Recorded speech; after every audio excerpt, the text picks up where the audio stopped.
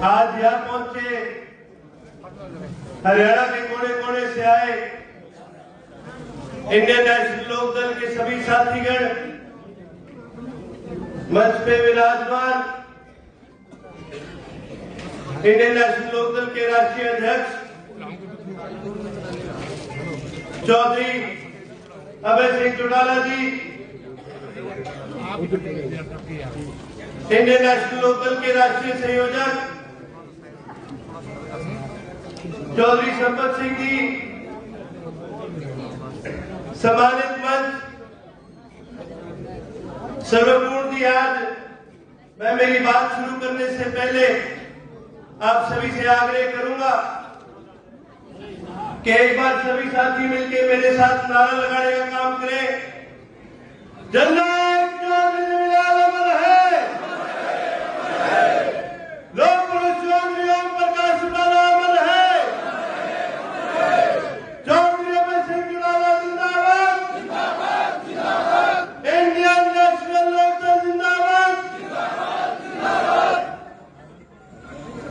आज सभी साथियों का मैं धन्यवाद करना चाहूंगा और चंद शब्दों में एक युवा होने के नाते आज मैं आपके आगे मेरी मन की दो चार बातें वो रखना चाहूंगा। लेकिन उससे पहले सर्वप्रथम मैं चौधरी संपत सिंह जी का स्वागत करता हूं। आज उनका अभिनंदन समारोह है और आज मैं चौधरी संपत सिंह जी को ये बात विश्वास दिलाना चाहता हूं कि इंडियन नेशनल लोकदल का एक एक कार्यकर्ता आपका स्वागत करता है और हम युवा साथी खास करके आपका स्वागत करते हैं। आपका संघर्ष जननायक चौधरी देवीलाल के साथ बहुत लंबा रहा है। आपका संघर्ष स्वर्गीय चौधरी ओम प्रकाश चौटाला जी के साथ बहुत लंबा रहा है। हम तो यही उम्मीद करते हैं कि आपका मार्गदर्शन हम युवाओं को मिलता रहे ताकि प्रदेश की इस लड़ाई के अंदर जननायक चौधरी देवीलाल की विचारधारा की इस लड़ाई को आगे बढ़ाने में हम पूरी तरह से आपका संघर्ष में आपका साथ देने का काम कर सकें। साथ ही साथ आज प्रदेश का जो युवा वो हर तरह से सरकार से उसका मोह भंग हो चुका है। आज प्रदेश के जो हालातों की हम बात करते हैं तो आज इस प्रकार के हालात बन गए हैं कि आज प्रदेश में 30% से ज्यादा बेरोजगारी बढ़ चुकी है। इसका सबसे ज्यादा असर अगर किसी पे पड़ा है तो प्रदेश के युवा पे पड़ा है।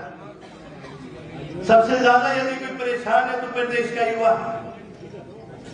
हमने विधानसभा में सवाल लगाए थे सरकार से, बेरोजगारी के ऊपर हमने सवाल लगाए थे, कितने सरकारी पद है इनके ऊपर सवाल लगाए थे।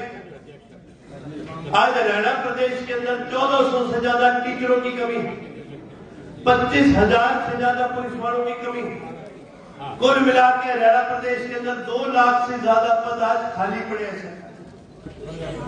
लेकिन जब भी सरकार से इस बारे में सवाल किया जाता है कि इन पदों को आप कब भरने का काम करोगे तो ये सरकार ही जवाब देती है देखेंगे करेंगे।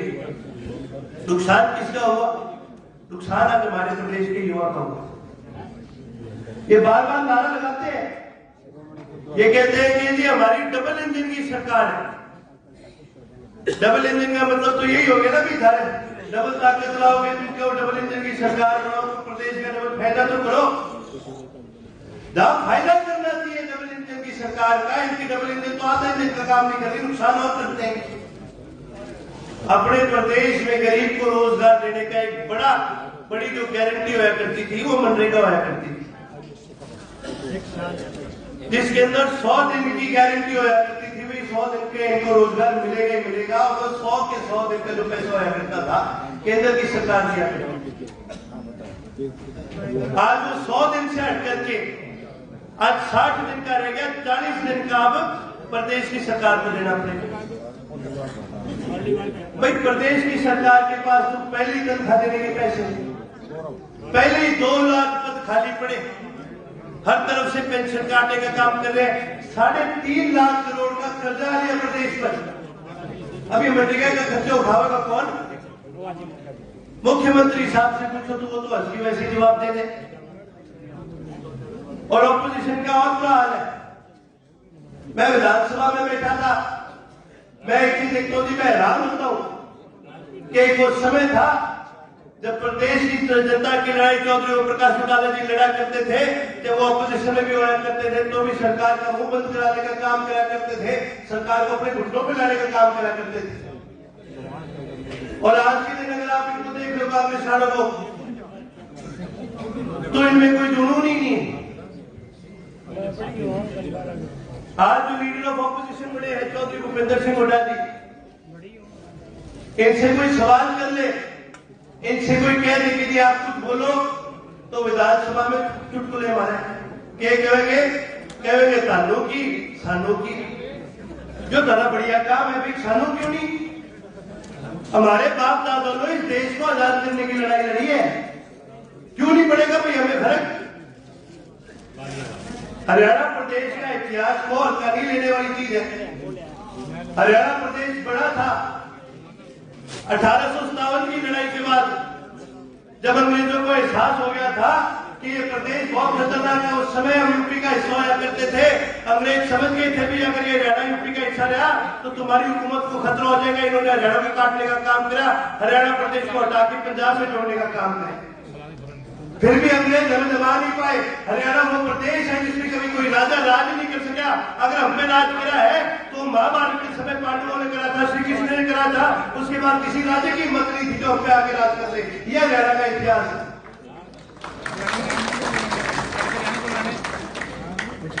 अंग्रेज हमें काबू नहीं कर पाए, ये भारतीय जनता पार्टी कांग्रेस के साथ मिलकर के छोड़कर कपट करके छल कर करके ये सत्ता में आने का काम करके हमें क्यों नहीं फर्क पड़ेगा? जननायक चौधरी देवीलाल ने इस देश की आजादी की लड़ाई एक बार नहीं लड़ी थी, दो बार लड़ी थी। एक बार 1947 की लड़ाई में लड़ी थी और दूसरी बार 1977 में जब इमरजेंसी डिक्लेयर करी थी, जब एक इंसान की राजनीतिक अपेक्षाओं की वजह से इस पूरे देश की उम्मीदों को बंदी बना लिया गया था, तब दोबारा इस देश की आजादी के लिए जननायक चौधरी देवीलाल ने लड़ाई लड़ी थी, चौधरी ओम प्रकाश चौटाला ने लड़ाई लड़ी थी, हमारे बुजुर्गों ने लड़ाई लड़ी थी, हमारे बड़े भाइयों ने लड़ाई लड़ी थी, कुर्बानियां दी थी।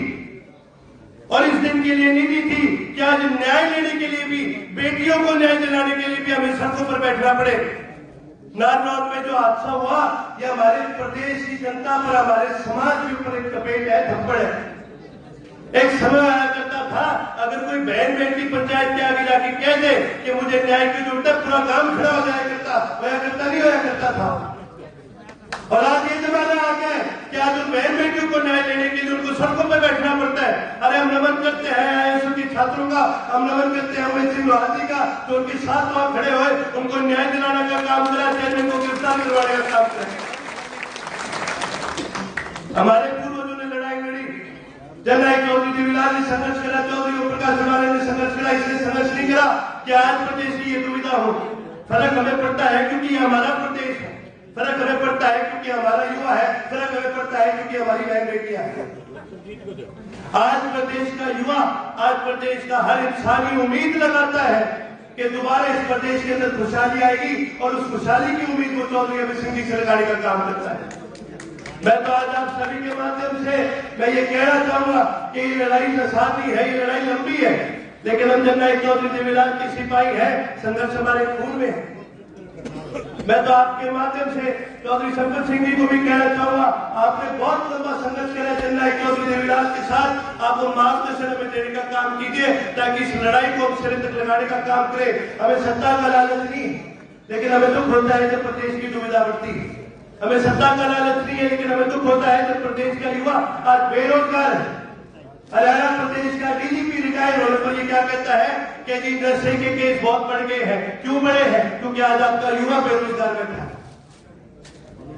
आज प्रदेश के हालात इतने बुरे हो चुके हैं कि क्राइम सबसे ज्यादा अगर बढ़ा है तो इस बेरोजगारी की वजह से बढ़ा है। आज राज्य कार्यकारिणी की इस बैठक में आपके माध्यम से मैं ये प्रस्ताव पेश करने का काम करता हूं कि हरियाणा प्रदेश की सरकार हरियाणा प्रदेश के अंदर जॉब कैलेंडर लाने का काम करे, किस तारीख को कब एग्जाम होगा ये तय करने का काम करे, भर्तियां तय करने का काम करे। आपके माध्यम से हम ये प्रस्ताव लाने का काम करते हैं कि हरियाणा प्रदेश की सरकार 2 लाख जो खाली भर्तियां है इनको पूरा करने का काम करे। हम आपके माध्यम से ये प्रस्ताव लाने का काम करते हैं कि हरियाणा प्रदेश की ये सरकार हरियाणा प्रदेश में 100 दिन की जिस प्रकार मनरेगा की गारंटी होया करती थी रोजगार की, उसके तहत हरियाणा प्रदेश सेंटर से हरियाणा प्रदेश का हक दिलाने का काम करे। हरियाणा प्रदेश में दोबारा 100 दिन की ये गारंटी वापस लाने का काम। आज जो भी साथी इस प्रस्ताव के हक में है वो कृपया सभी साथी अपने दोनों हाथ खड़े करके दिखाने का काम करें। जो भी साथी इस प्रस्ताव के हक में, आप सभी साथियों का मैं धन्यवाद करना चाहूंगा। आपने मेरी बात सुनी, उसके लिए तहे दिल से आपका धन्यवाद करता हूं। जाने से पहले एक बार फिर कहूंगा, बहुत सारे साथी हमारे अंदर पूरे आ नहीं पाए क्योंकि आज जगह छोटी पड़ गई है। मैं ये चाहूंगा भी सभी साथियों को पता चले, आप सभी मिलकर मेरे साथ नारा लगाए, इस प्रदेश को पता चले कि आने वाले समय, इस प्रदेश का समय, इस प्रदेश की जनता का समय, इंडियन नेशनल लोकदल जिंदाबाद।